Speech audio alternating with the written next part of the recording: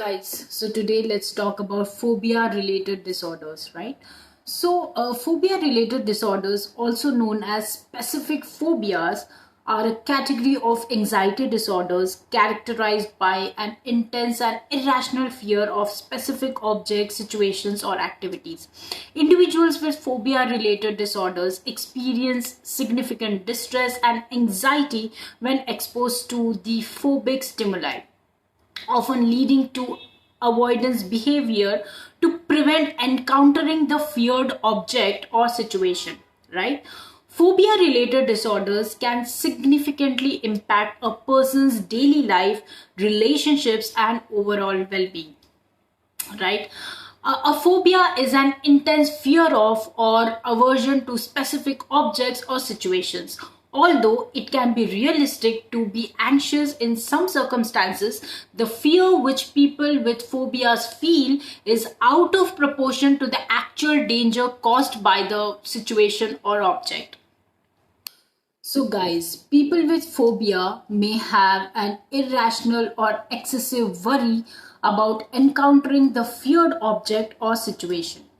They take active steps to avoid the feared object or situation. Also, they experience immediate intense anxiety upon encountering that feared object or situation.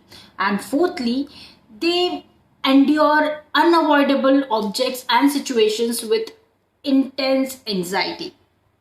So that's what they do. There are several types of phobias and phobia related disorders like simple phobias, social phobia, and agoraphobia, right? So these are different kinds of phobia. Let's discuss the first one, which is specific phobias. They are also called as simple phobias, right? So as the name suggests, people who have specific phobia have an intense fear of or feel intense anxiety about specific types of objects or situations. Some examples of specific phobias include the fear of, let's say, flying, fear of height. Then there could be specific fear of like animals such as spiders, dogs, or sometimes snakes and lizards and things like that. There could be fear of receiving injections, fear of blood, and things like that, right? So guys, then there is social anxiety disorder, which was also called as social phobia previously, right?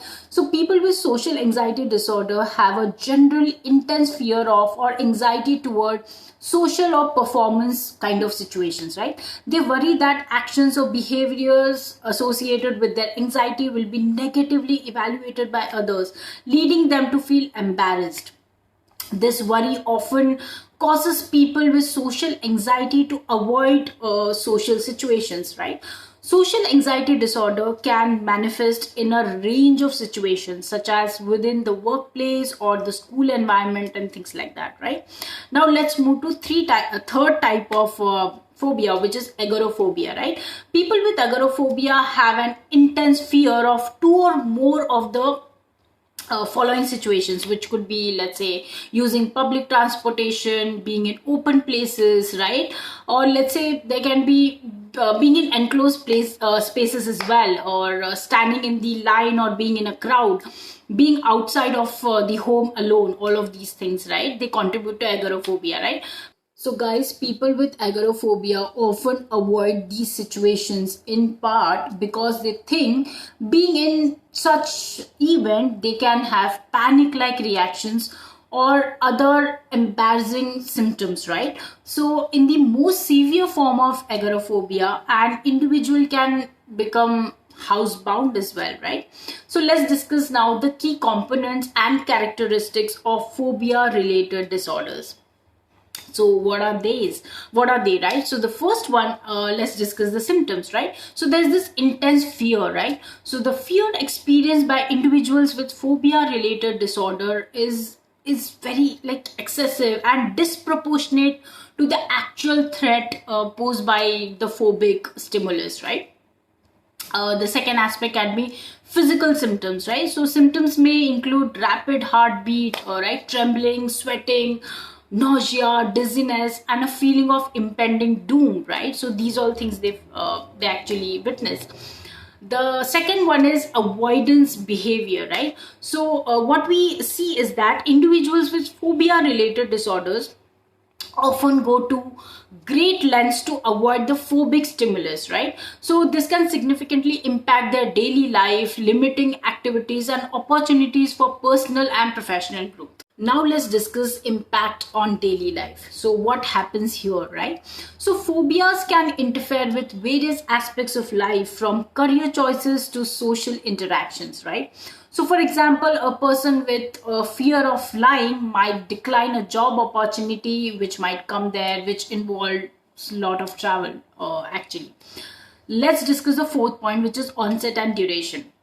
Phobias often develop in childhood or adolescence and may persist into adulthood if they are left untreated, right? However, they can also emerge later in life after traumatic experiences related to phobia stimulus. Now let's discuss the fifth part, which is causes, right? So phobia related disorders can have a genetic component, as individuals with a family history of anxiety disorders may be more susceptible, right? Traumatic experiences or conditioning can also contribute to the development of specific phobias. Now let's discuss the sixth aspect, which is prognosis. Here we'll discuss, with, let's say, appropriate treatment, individuals with phobia related disorders can experience significant improvement, right? And they could learn to manage their anxiety very well. So addressing phobia related disorders involve a comprehensive approach that combines therapeutic interventions, medication whenever it's necessary, and ongoing kind of support, right? It's essential for individuals struggling with phobias to seek professional help to improve their quality of life and overcome the limitations imposed by their fears, right? So that is what one can do, and I hope you like this this lecture, or let's say probably this video on phobia related disorders. So thank you so much, guys.